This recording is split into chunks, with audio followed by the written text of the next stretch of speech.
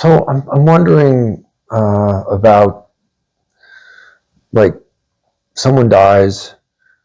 Does mourning need to happen right away, or it's a lost opportunity? Is it too late to mourn? I don't know. In other words, is the traumatized person doomed to psychological and social turmoil, or can one gain relief and resilience? It's never too late to mourn. I remember a family that came to our center, and it had been 10 years since the dad died, and it was a mom and a son.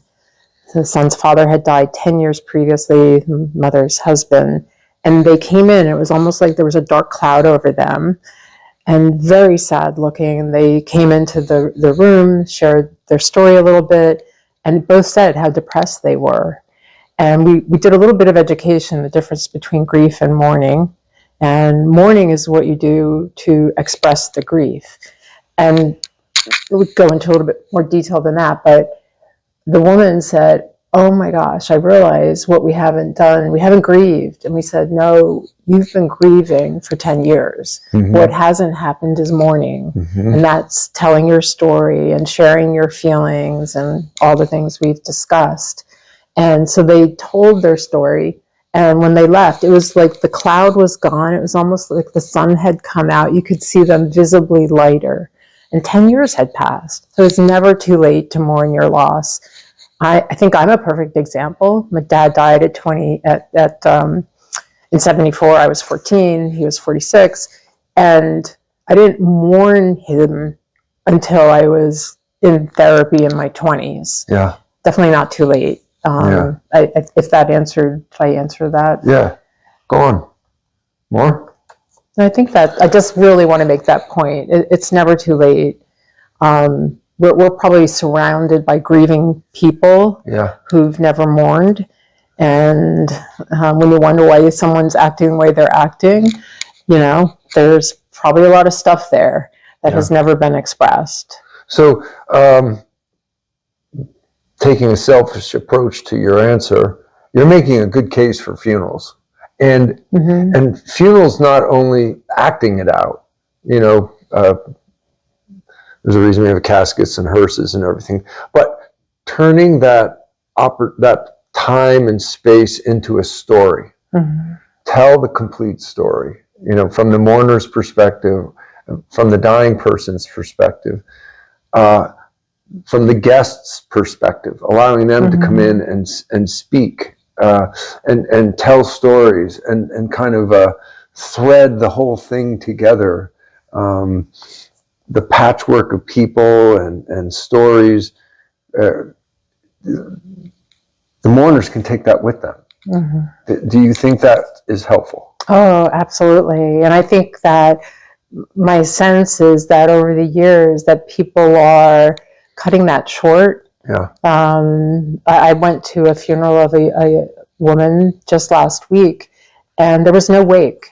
So there's no getting together and talking and sharing in a space where that's what's there. Yeah. And I think it's vital to have these rituals to pause and step out of our lives and gather together.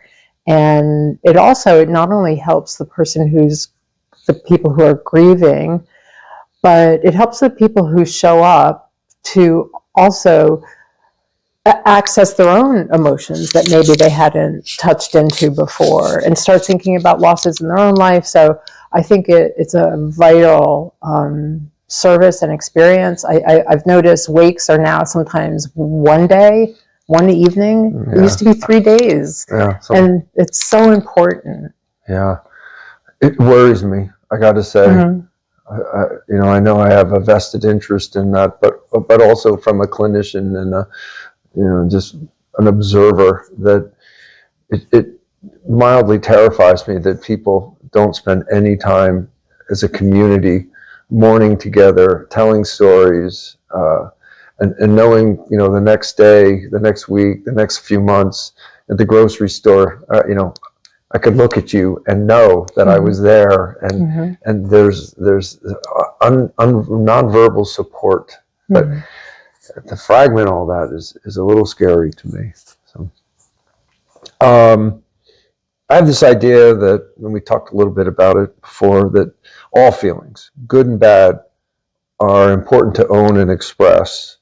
And you talk about wholeness on your website. Is that what you mean by wholeness, or?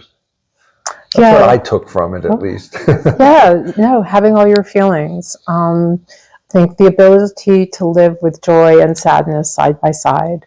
I think people have this idea that after a death, is the type of loss we're talking about, that there'll be closure and someday they'll be back to who they were and feel better again.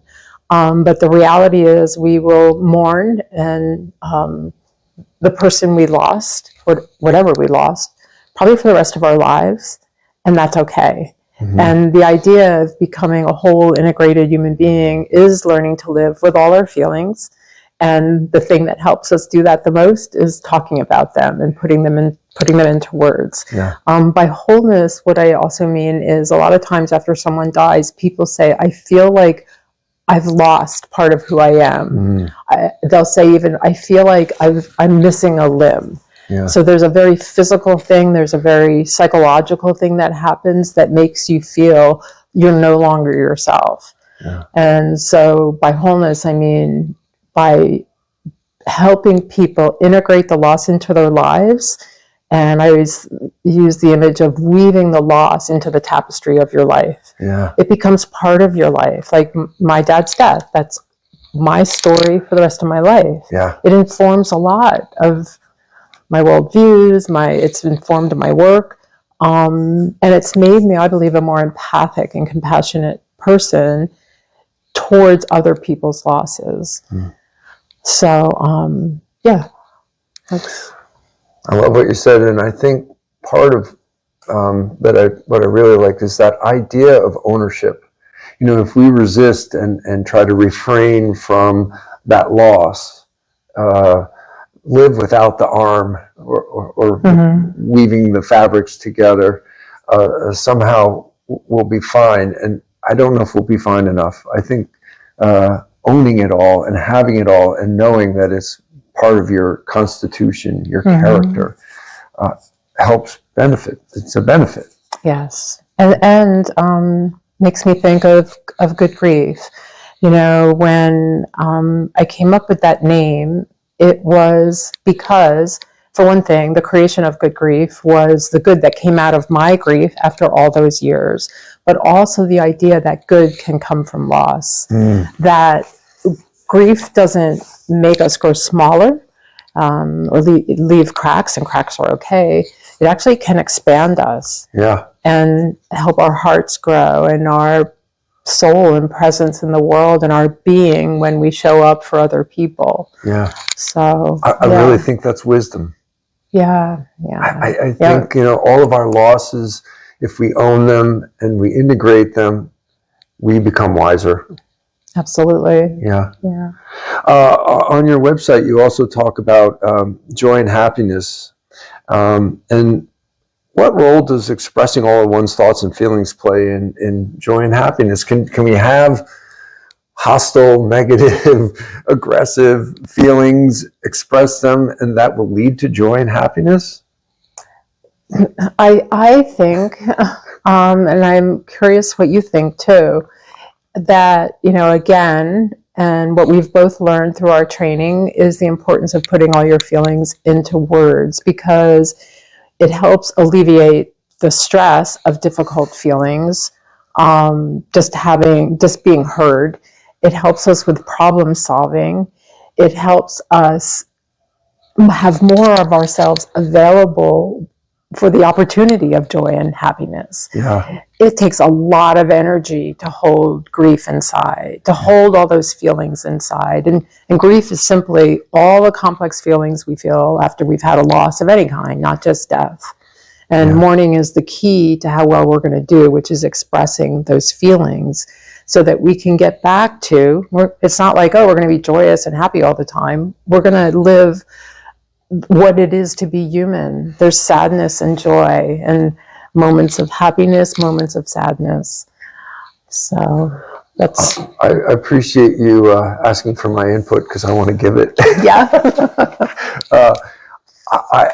I also, from my own personal experience, have gained, and I love, you taught me this word and you use it frequently, is resilience. And so if I live with less fear and defensiveness in my life because I own all of those thoughts and feelings and experiences. And so I really, I don't feel this sense of worry about the world's something's going to happen to me in the world. It's made it a much better place for me, right? Because of that. So, and I think joy and happiness has come because of all that. So I like that you put it on your website. Oh, yeah, good.